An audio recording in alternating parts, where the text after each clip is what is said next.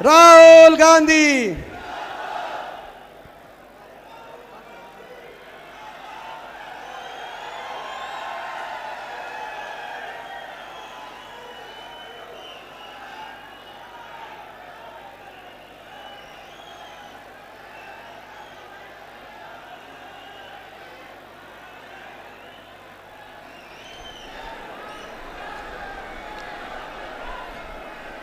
दीपेंद्र हुड्डा,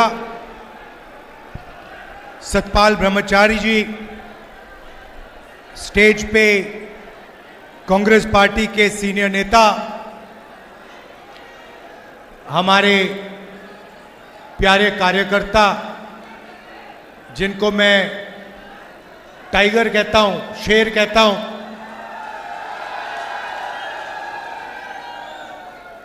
सुनाई नहीं दिया भाई।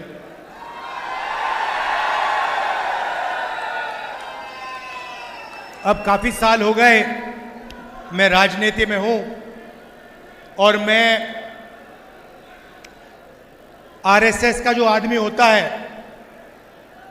और जो कांग्रेस का कार्यकर्ता होता है उसमें जो फर्क होता है 1 सेकंड में पहचान लेता हूं। मुझे दिखते ही पता लग जाता है ये कांग्रेसी है या फिर ये आरएसएस बीजेपी का आदमी है। आप जानते हो पता है कैसे लगता है? पता कैसे लगता है जानते हो? ये स्टेज देखो आप, ये देखो इनके चेहरे देखो, ये सब मुस्कुरा रहे हैं। ऐसे ही हमारे कार्यकर्ता होते हैं। 24 घंटा आपको खुश दिखेंगे, चेहरे पे मुस्कान दिखेगी। और बीजेपी के नेता, बीजेपी के कार्यकर्ता ऐसे होते हैं, 24 घंटा वो ऐसे रहते हैं। आप इनके चेहरे देखो, मोदी जी का चेहरा देखो, राजनाथ सिंह जी का देखो, मोहन भगवत जी का देखो, इनके सब कार्यकर्ताओं का चेहरा देखो, वो ऐसे देखेंगे।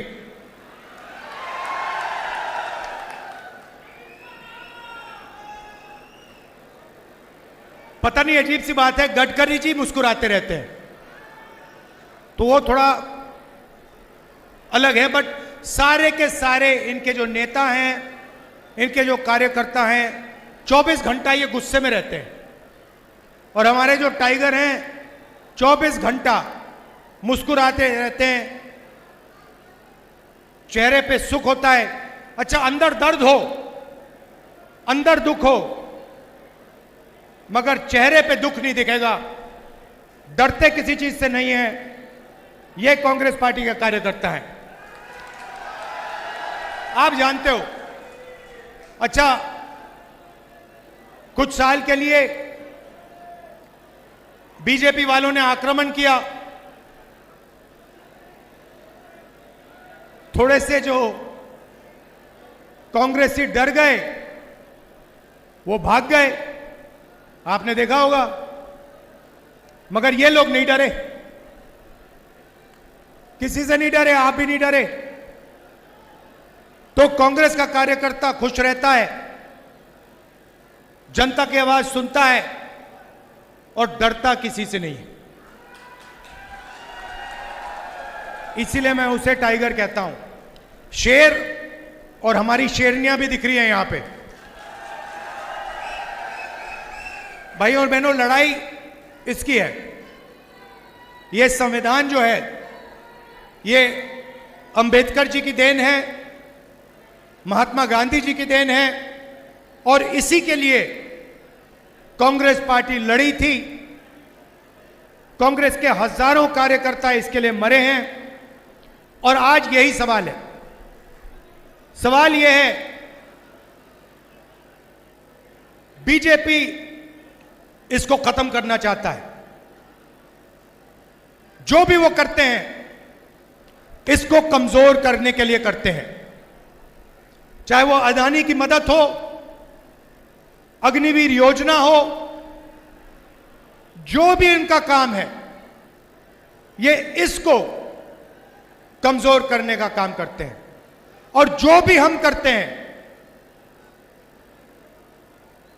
चाहे कॉन्स्टिट्यूशन की रक्षा, चाहे मनरेगा हो, भोजन का अधिकार हो, किसानों का कर्ज माफ हो, जो भी हम करते हैं हम इसकी रक्षा करने के लिए करते हैं।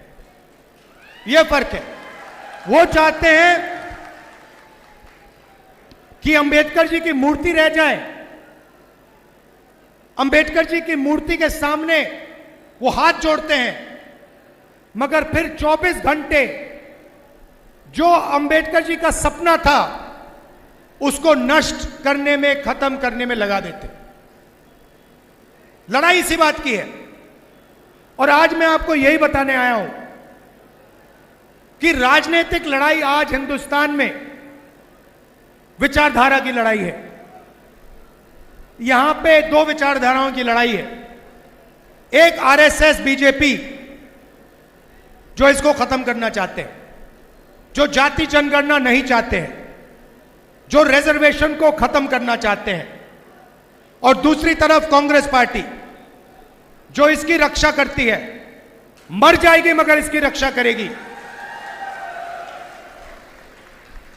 जिन्होंने आपको रिजर्वेशन दिया, जो रिजर्वेशन को 50% से आगे बढ़ाने का काम करने जा रही है, और जो जाति जनगणना का वायदा करी है और पूरा करेगी उस वायदे को। तो लड़ाई इन दोनों शक्तियों के बीच में है। और हरियाणा इस लड़ाई में, इस बड़े युद्ध में एक युद्ध है। अभी आपने मुझे जलेबी दी, कहां है जी, लाइए वो।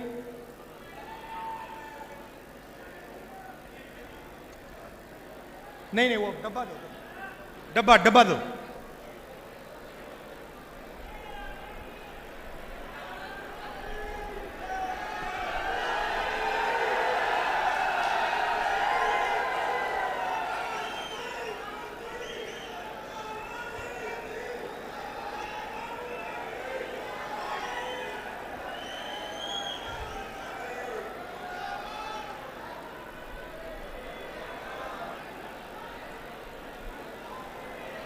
सॉरी थोड़ा टाइम लग रहा है।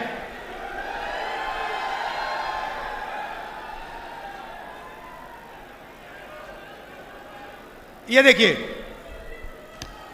ये इससे आपको पूरी हरियाणा की हालत पता लग जाएगी। सबसे पहले जैसे ही मैंने आज ये गाड़ी में जलेबी चखी, मैंने अपने बहन को सीधा मैसेज भेजा। मैंने कहा प्रियंका को जलेबी बहुत अच्छी लगती है। मुझे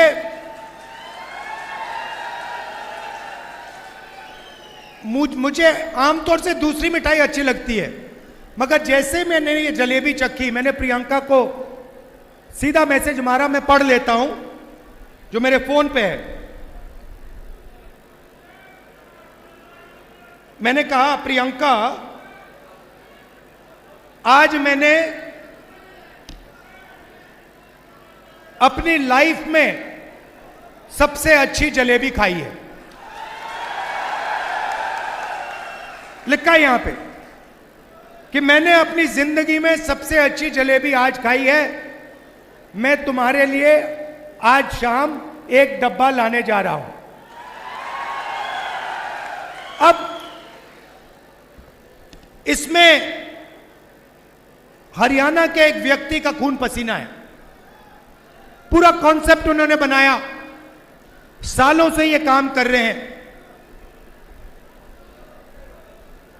होना क्या चाहिए, जैसे मैंने आज दीपेंद्र से गाड़ी में कहा, पुनिया जी से गाड़ी में कहा, होना क्या चाहिए कि ये जो आपकी जलेबी है पूरे हिंदुस्तान में जानी चाहिए,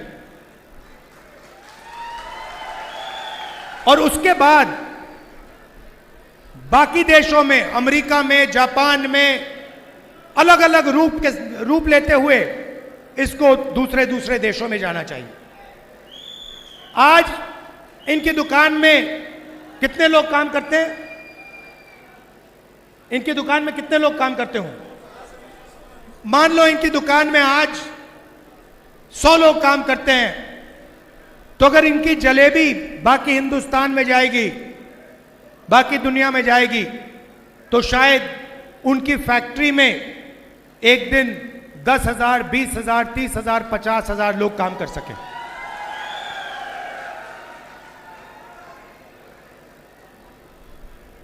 मगर उनको नरेंद्र मोदी जी ने चक्रव्यूह में फंसा रखा है। जैसे यहां पे महाभारत में, कुरुक्षेत्र में अभिमन्यु को फंसाया गया था, वैसे ही इन्हीं को, मथुराम जी को चक्रव्यूह में फंसाया गया है। कैसे फंसाया? सबसे पहले नोटबंदी, उसके बाद गलत जीएसटी, उसके बाद अरबपतियों को, 2-3 अरबपतियों को बैंक का सारा पैसा पकड़ा दिया। अगर आप इनसे जाके पूछेंगे कि भैया बैंक से आप पैसा मांग सकते हो, लोन ले सकते हो, और मशहूर आदमी है, अगर आप इनसे पूछोगे ये कहेंगे नहीं भैया, बैंक हमें कर्जा नहीं देगा। बैंक तो हिंदुस्तान में आज अदानी और अंबानी को ही पैसा दे सकता है। वहां नहीं बात रुकती, इनको फिरौती की कॉल आती है, बाहर देश से कॉल आती है,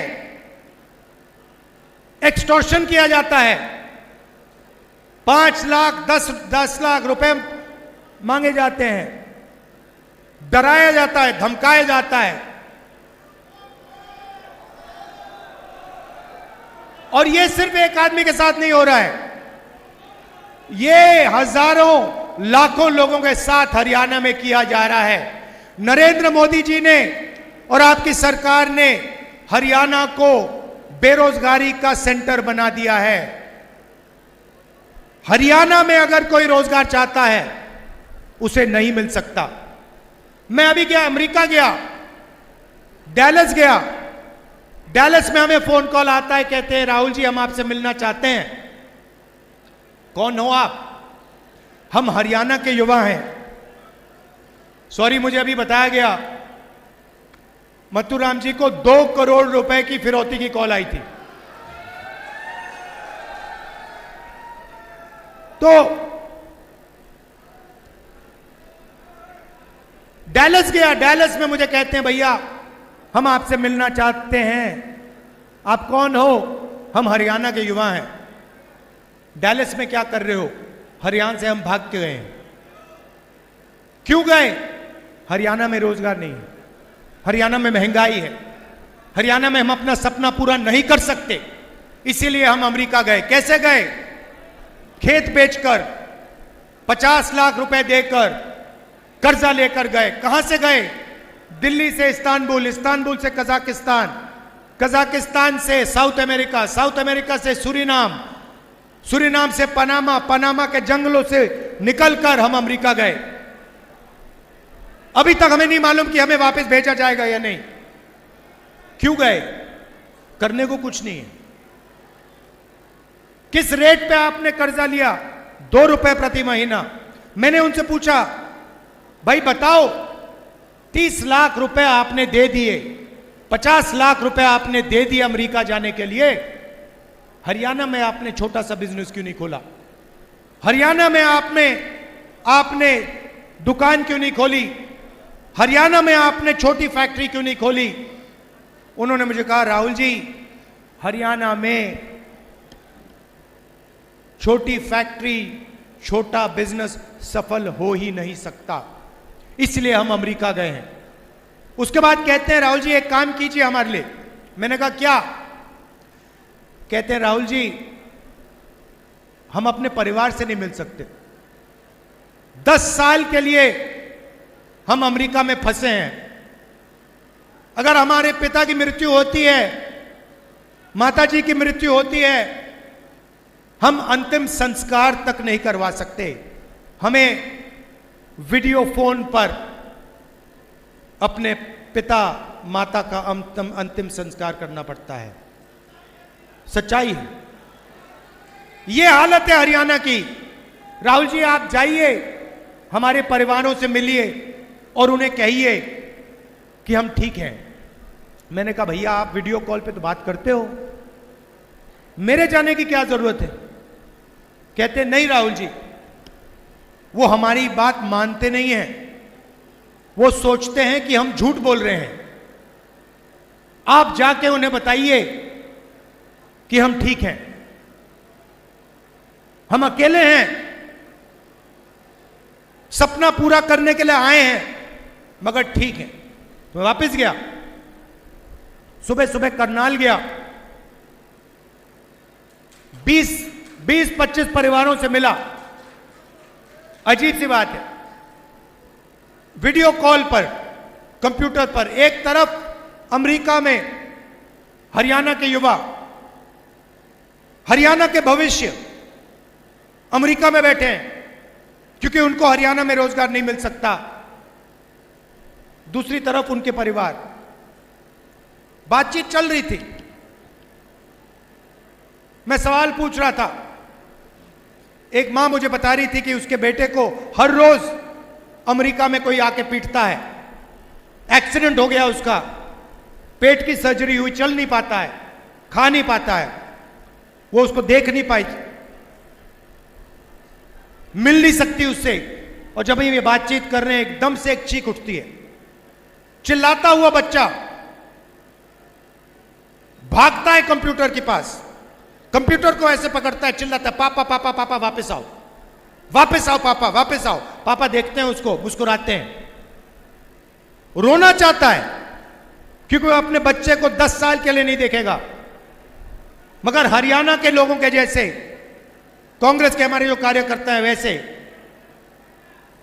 दिल के अंदर दर्द है मगर चेहरे पे आंसू नहीं दिखेंगे, चेहरे पे मुस्कान नहीं दिखेगी। वैसे ही वो युवा रोते हुए बच्चे को कहता है बेटा घबराओ मत, सब कुछ ठीक है, वापस आ जाऊंगा। अपने बच्चे से उसको झूठ बोलना पड़ता है, वापस नहीं आएगा, 10 साल के लिए वापस नहीं आ सकता है।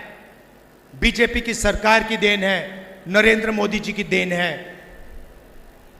ऐसा हरियाणा हमें नहीं चाहिए। यहां पे अदानी जी के लिए, अंबानी जी के लिए, अरबपतियों के लिए सब कुछ होता है। आप अग्निवीर योजना की बात करते हो, अग्निवीर योजना का क्या मतलब है? नाम दे रखा, बड़ा सुंदर नाम दिया है, अग्निवीर। इस योजना का एक ही लक्ष्य है कि जो पहले हिंदुस्तान के जवानों के जेब में पैसा जाता था, पेंशन का पैसा जाता था, कैंटीन का पैसा जाता था, जब वो शहीद होते थे उनको जो कॉम्पेंसेशन मिलती थी, अग्निवीर उस पैसे को छीनने का तरीका है। नाम दिया, बड़ा सुंदर नाम दिया है, मोदी जी ने सोच के दिया है। देशभक्ति की भावना है, उससे खिलवाड़ करने का यह नाम है। उसको अग्निवीर योजना नहीं देना चाहिए नाम, उसका सच्चा नाम है अदानी योजना। उसका लक्ष्य है कि हिंदुस्तान की डिफेंस का बजट जो जवानों की ट्रेनिंग में जाता था, उनकी पेंशन में जाता था, उनके शहीद दर्ज में जाता था, उनकी कैंटीन में जाता था, वो पैसा डाइवर्ट करके अदानी जी के जेब में चला जाए। आप जाइए, गूगल पे जाइए, आज शाम मीटिंग के बाद जाइए, अदानी डिफेंस कंपनी का नाम लिखिए गूगल पे, उस पे आपको हथियार दिखेंगे, ड्रोन दिखेंगे, कारतूस दिखेंगे, राइफल दिखेगी, असॉल्ट राइफल दिखेगी, पिस्तौल दिखेगी, सब दिखेगी। एक भी हथियार अदानी ने नहीं बनाया है। सारे के सारे हथियार इजरायली कंपनी और अमेरिकन कंपनियों ने बनाए हैं। अदानी जी का लेबल है, जैसे अग्निवीर योजना लेबल दिया है वैसे ही वहां पे अदानी डिफेंस लेबल दिया है। अदानी डिफेंस सिर्फ इजरायली हथियार हिंदुस्तान में बेचने का काम करता है, अमेरिकन हथियार हिंदुस्तान में बेचने का काम करता है। अग्निवीर से जवानों का पैसा छीना और अदानी डिफेंस के माध्यम से जवानों का पैसा अदानी जी के जेब में डाला। यही सिस्टम चल रहा है। चमकते हुए लेबल हैं, अग्निवीर, अदानी डिफेंस, ये सब खोखले हैं। एक ही सच्चाई है, हिंदुस्तान में गरीबों का पैसा अरबपतियों के जेब में डालना है। कैसे डालना है, किस प्रकार डालना है, यह है नरेंद्र मोदी का काम। काले कानून लाए, 3 किसानों के खिलाफ कानून लाए, स्टेट से कहा कि किसानों को फायदा होगा। देश के सारे किसान सड़क पे आ गए। अगर किसानों के फायदे के कानून थे तो किसान सड़क पे क्यों उतरे? क्योंकि हिंदुस्तान के हर किसान को मालूम था कि ये जो काले कानून हैं, ये अदानी और अंबानी जैसे लोगों की मदद करने के कानून हैं। ये हमारा धन, हमारी मेहनत को छीनने के कानून हैं। और अच्छा हुआ कि किसानों ने ये कानून रुकवा दिए। हमने पार्लियामेंट में ये काम किया, कानून रुकवाए। यही इस सरकार का लक्ष्य है। जहां भी ये आपसे पैसा निकाल सकते हैं, ये छीन के निकालेंगे।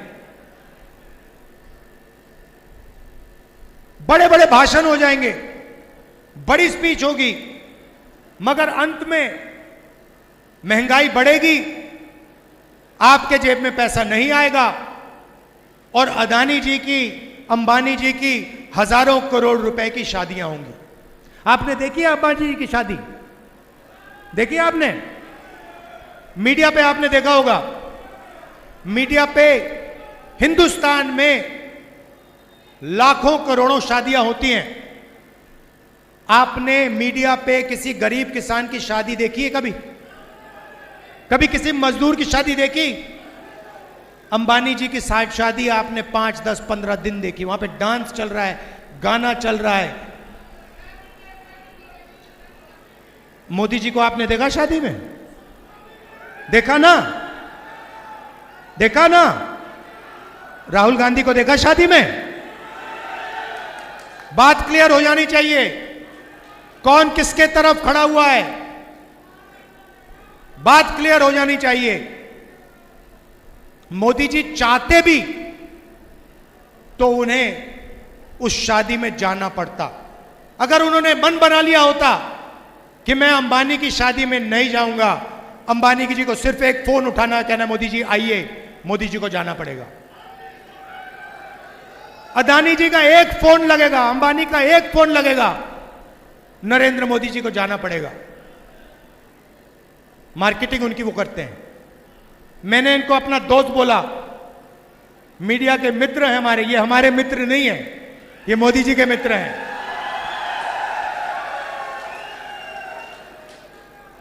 मुद्रा पोर्ट में 3000 किलो हेरोइन पकड़ा जाता है।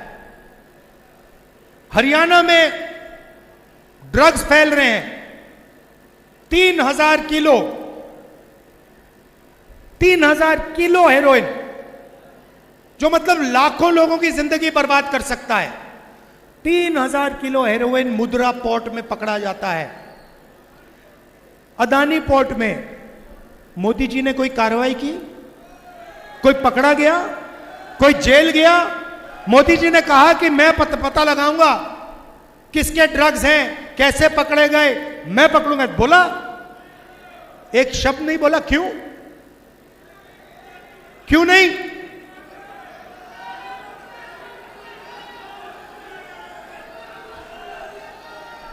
तो हरियाणा की माताएं 24 घंटा, अभी मैं लंच करके आया हूं, पहली बात उन्होंने बोली, राहुल जी हरियाणा में ड्रग्स फैल रहा है। पूरा हरियाणा जानता कि हरियाणा में ड्रग्स फैल रहा है। मुद्रा पोर्ट में हजारों किलो पकड़ा जाता है। यहीं तो आएगा वो ड्रग्स, यहीं तो आएगा। मोदी जी ने एक शब्द नहीं बोला, मीडिया ने कहीं नहीं लिखा, कहीं नहीं बोला कि अदानी के पोर्ट में हजारों किलो हेरोइन पकड़ा गया है। शादी दिखा देंगे, डांस नाच गाना दिखा देंगे, मगर अदानी जी के जो पोर्ट में ड्रग्स निकलेगा वो उसके बारे में कभी नहीं बोलेंगे, बोल नहीं सकते। यह हिंदुस्तान और हरियाणा की सच्चाई है, इसे बदलना है और बदलने का एक ही तरीका है। कल भाषण में प्रियंका ने, हुड्डा जी ने, शैलजा जी ने, सब ने बोला कि लोगों की रिस्पेक्ट होनी चाहिए।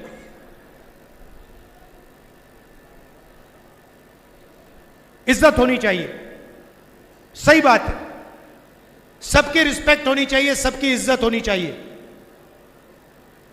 मगर अगर हम किसान की इज्जत करें और 24 घंटा उसकी रिस्पेक्ट करें और उसकी जेब में पैसा नहीं है, तो उस इज्जत रिस्पेक्ट का कोई मतलब ही नहीं है, कोई फायदा नहीं। वो भूखा मर रहा है, उसको रिस्पेक्ट नहीं चाहिए, उसे भोजन चाहिए, उसे पैसा चाहिए। सही बात। तो मैंने मन बना लिया है, मेरा एक ही काम है राजनीति में, जितना पैसा नरेंद्र मोदी ने अरबपतियों को दिया ना, उतना पैसा मैं उठाकर किसानों को दूंगा, मजदूरों को दूंगा, गरीबों को दूंगा। मेरी सोच है कि भैया रिस्पेक्ट जब ही आती है, रिस्पेक्ट जब ही आती है जब जेब में पैसा होता है। पैसे के बिना रिस्पेक्ट नहीं आएगी। इसीलिए अगर उसने 16 लाख करोड़ रुपए 25 लोगों का कर्जा माफ किया है, तो हम भी लाखों करोड़ रुपए किसानों का कर्जा माफ कर सकते हैं।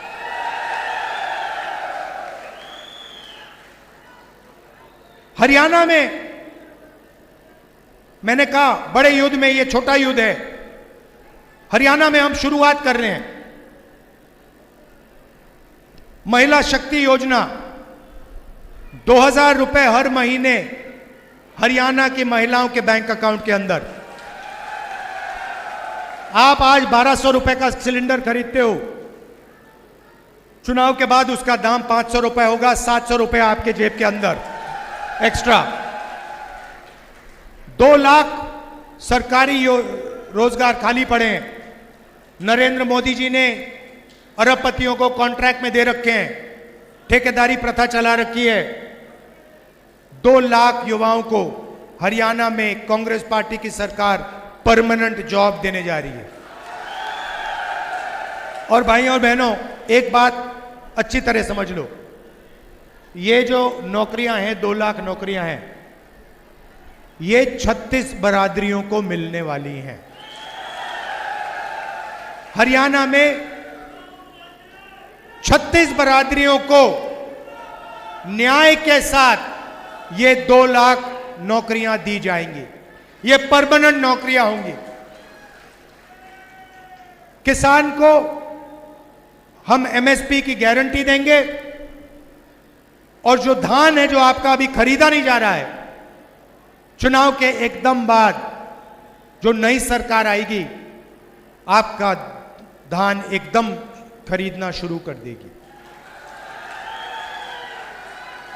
300 यूनिट बिजली फ्री में, और जैसे हमारा राजस्थान का प्रोग्राम था, 25 लाख रुपए का हेल्थ इंश्योरेंस।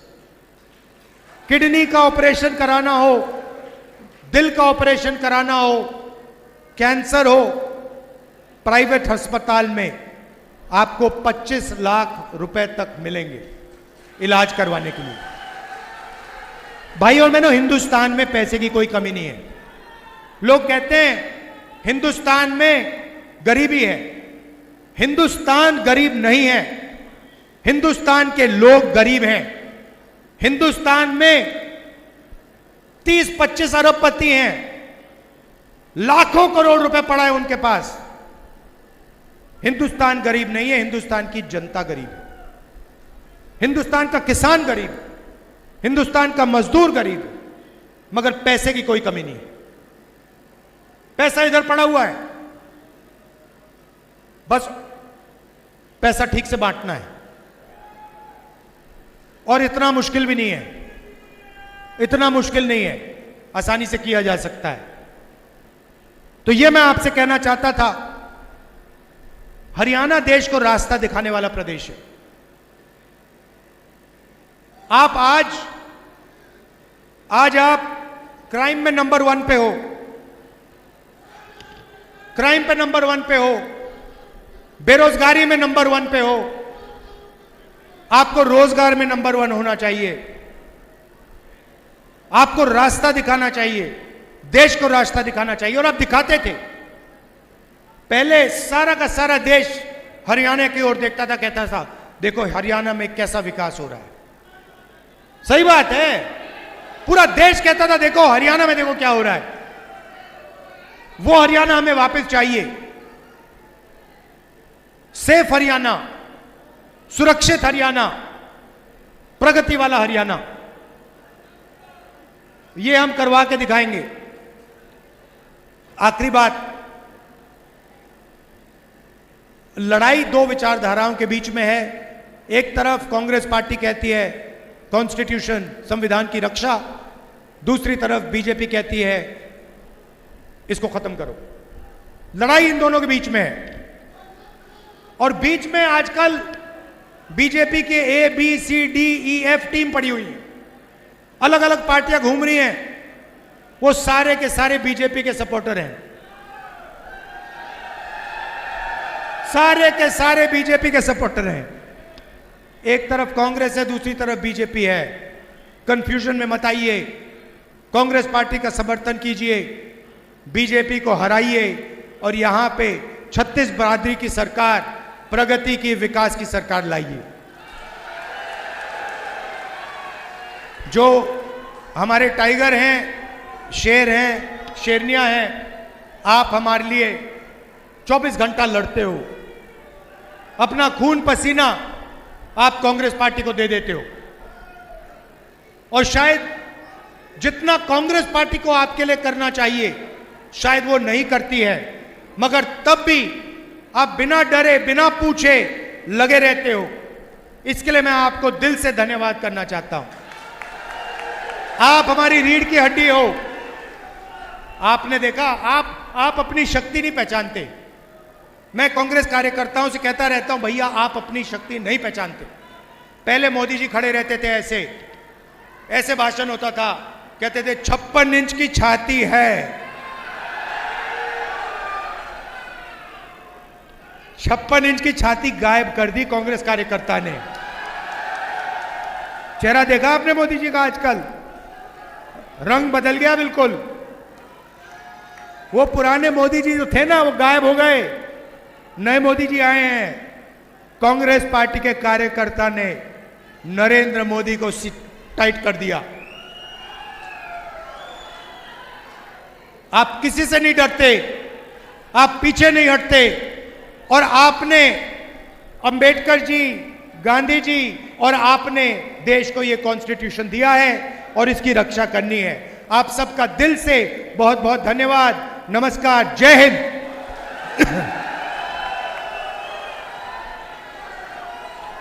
अच्छा, यूपीए ने एक सेकंड भैया, अभी बोलता हूं। यूपीए सरकार ने यहां पे रेल कोच फैक्ट्री दी थी, और नरेंद्र मोदी जी ने उसको वाराणसी शिफ्ट किया है। यह भी आप भूलिए मत। यहां पे हजारों लोगों को रोजगार मिलता, वो आपके हाथों से छीना गया। नमस्कार, धन्यवाद, जय हिंद।